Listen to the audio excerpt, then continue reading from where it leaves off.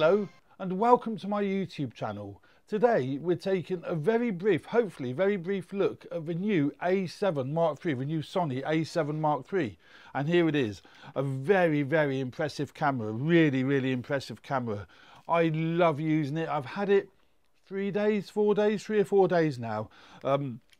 I've actually at the moment got fitted the Sony 16-35 FE lens to it, but this camera is awesome. All the hype about it is completely true. It is a fantastic camera, and I'm going to hopefully very briefly go through why I love it and the improvements they've made on this over the previous A7, the A7i's, the A7ii's, the A7i. Oh bloody hell, there's loads of them. I actually own the A7R Mark II, which is their 42 megapixel king, really. Now this is very similar to the A7R Mark III, but there's lots of handling improvements on the A7R Mark III, which is almost identical to the A7 III. I hope you're still with me because I'm lost already. Yeah, so when I talk about the handling features of the A7 Mark III, that pretty much applies to the A7R Mark III, apart from the 42 megapixel sensor.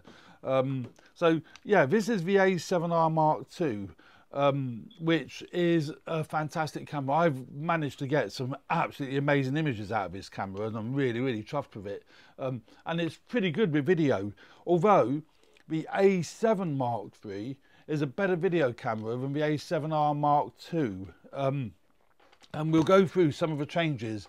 Now, the A7R Mark II has got a lovely body. It's got a bigger grip. The grip is bigger on here than it is on the A7R Mark II. And you can actually feel quite a difference. I've got a battery grip on the A7R Mark II because it just feels better. The little pinky finger actually rests on it, and it's really nice. I will get a battery grip for this because it's a bit small. You can see the finger just slides underneath it, and I would like a slightly bigger grip than what there is. But one of the improvements they've made on the A7R Mark III and the A7 Mark III and the A9 is the professional battery, a much bigger battery. So that battery there is a lot bigger, if I can get to it, oops, than the FW50 batteries. You can see quite a, I don't know if you can see actually, it's a lot thicker. It's pretty much twice the size. You know, it's really much better battery. But one of the downsides with Sony, when I bought the A7R Mark II, they supplied 2 batteries with it, which was great. Well, I needed it really, because the two of these batteries is pretty much the same power as one of the new batteries. But when they supplied the A7 Mark III, they only supplied a little USB charger, which is bloody annoying because you have to charge it through the camera. So what I've ended up having to do is buy a proper Sony charger. So I've had to buy one of those separately, then that was 85 quid. But that's fine because I can now charge my battery up separately, independently to the camera. But so the grip is much better with a much bigger battery, as I've shown you, compared to the A7R II. There's many other handling differences. It's got more function buttons than what the A7R II has and the A7R and what have you. More designable, assignable buttons around the camera. It's still got the same 2 on the top, the same as the A7R II. And it's got, which everyone's been talking about, which actually does help. It's really good. Let's put a battery back in so I can actually that way.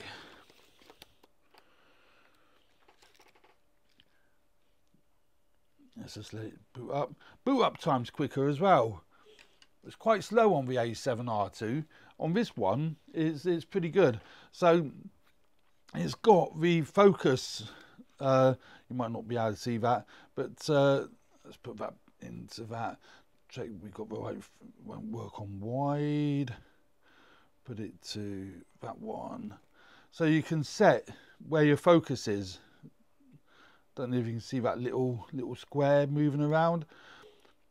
I haven't found a way of making that square more prominent. I don't know if there's something in the menu. So I've only had it 3 or 4 days, but it's not always visible, not always obvious where the focus point is. And you can see, just move that around to where you want the, I don't know if anyone can see that on this camera, but so it's got this lovely joystick, which is great when you're out and about. Your thumb rests quite nicely on there, although I say quite nicely, I do need the grip on the bottom really, because these cameras are so compact. But the build quality is awesome. It is really nice. You're going to really enjoy going out taking photographs and taking video with this camera, because it's just got that lovely feel to it. You want to pick it up and use it, and that's what I love about all these Sonys. And I find even with my A7R II, particularly with a battery grip, you want to pick it up, you want to take photos with it. So yeah, so it's got the joystick now, which everyone's been after. I personally have reassigned this centre button and this wheel here to move the focus point around, so it's not really a major thing for me. But and also I'm going to be using this a lot for videos, so you know, so that from that point of view is not a massive difference. What is also fantastic is the twin card slots, which is missing again on the A7R II and all the other A7s, the A7 Is and what have you. So you've got your twin card slots, slot A, which is funny enough is at the bottom, but slot A and slot B. So you can set these up in the menu to how you want. And I've got mine set up for recording photos and video to both cards. So I've got a redundancy built in, I've got a backup. And the other nice thing, which has always pigged me off with all the Sonys and everyone else, is the menu structure. What a pain. But what they've done on this one, it's still got that same painful menu structure. And you just have to scroll through all the, oh God, it takes forever. It really is. I mean, the thing is, I have to look at this and think, what choice would have they had? Because there's so many functions and so many features that these cameras have. But what they have included now, which is a godsend, and I'm really pleased with it, they've got a My menu on here now, and you can set this up to go boot straight into your My menu, so you don't have to scroll through everything else. I haven't done that yet because I haven't worked out how to do it, but in My menu, you've got all the yeah, My menu. There we go, My menu 1. You can put in here all your favourite menu features, so you don't have to keep scrolling through them, all in one place. So I've got like picture profiles, peaking settings, S&Q settings, blah blah blah, and I can go straight to that, which is wonderful. And one of the other nice things with this camera, which is a pain, and I've always found it a pain, and I've cocked it up several times, and I say several times, is when you're shooting in video with the A7R II, you really do need to set it to the APS-C mode, purely because of the way it reads the image off a sensor, and it reads video off a sensor. I'm not going to go into technical terms, but when you're shooting video, you get better quality in Super 35mm mode than you do in full frame mode. So when you turn it on and you go into video mode, take my lens cap off. So you're in video mode now, and it's not in the Super 35mm mode, okay? And you know that because there's no little red rectangle displaying in the monitor here. Now, on this camera, you do need to set it to Super 35mm mode, and many times I've forgotten or just didn't do it. And you know, it's not a big deal. The image quality is not massively different, but it is different, and you forget to do it. Now, you can set it to auto, so depending on what lens you put on, the camera will automatically detect a super 35mm lens, you know, a crop sensor lens. What about if you're using a full frame lens? Well, it won't detect it. And you have to manually go into the menu and set it to super 30. Well, it's jumped into that because that was the last thing that I set. But had it not been, this could have been anywhere, and you have to go and search for it, find it, and importantly, you have to remember to do it. Well, on this camera, which I'm really looking forward to trying out, you actually get equally as good quality in full frame mode as you do in super 35mm mode, and in fact you'd probably get better quality because you can get better bokeh in full frame mode, so you don't need to remember that. But in addition to that, which I think is awesome, let's turn it back on. That's now in full frame mode. Don't know if you can see that, but I've assigned a button which takes it to super 35mm mode. Now, whether that can be seen or not, I don't know on the other camera. But so here we go again. You go, you can see it zooms in at super 35mm mode. Sorry, that's super 35mm mode, and that's full frame mode. Now, the great thing with that, if you've got one lens, let's say for example this 16 to 35, so I'm fully telephotoed in, but I would just want to get in just that little bit tighter, well, quite a bit tighter, I can switch to super 35mm mode like that, and it crops it in. Now, you can't do that on the A7R2s, the A7R1s. You have to go into the menu and find it, and you know, etc, etc. Here, click of a button, because you can't pre-assign a button on here on the A7R2 to be able to do that. I'm going to be using that function a lot, I can tell. Now, I don't know what degradation there is in quality from that point of view, because I know with the A7R2, when you go from full frame to crop sensor, it goes down from 42 megapixels down to about 18. I have no idea what happens on this one, because the A7 III is a 24 megapixel full frame sensor, so I wouldn't have thought it to crop it down to about 12 or whatever. I don't know yet. That's something I've got to play with. And so effectively, it's all the controls on the A7 III that makes it more pleasurable to use and more for a professional to use than the A7R2. But the end result, I mean, you're going to get fantastic results on the A7R2, and I will never get rid of that, because the image quality from the A7R2 will be better than the A7 Mark III because the image size is bigger. But if you just want to go out with one camera, go out with the A7 III, simply because you're going to get better video and the images are going to be so good, you're not going to even be concerned about, you know, being able to crop in, you know, 400% or whatever, which is what you can do on the A7R2. And, you know, there's many other advantages that the A7 III has. The battery life is a lot longer. It's about twice the length of what you get out of the A7R2. As I say, twin battery slots. It's got 2 USB ports, which is pretty impressive. USB-C and standard USB, which I've used for charging. It's got your standard tilty screen.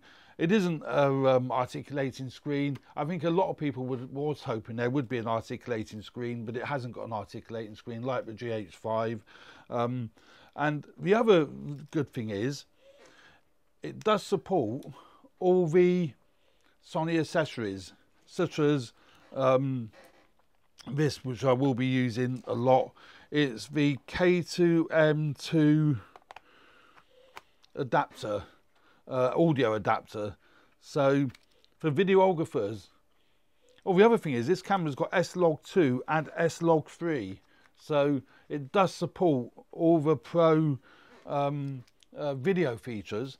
This is a brilliant adapter for adapting basically XLR gun mics. It's got fans and power. You can plug your radio mics into it. So it's an awesome piece of kit, that is, and that is supported. I have checked that, and that works absolutely brilliantly. Now, the other nice thing is using adapted lenses.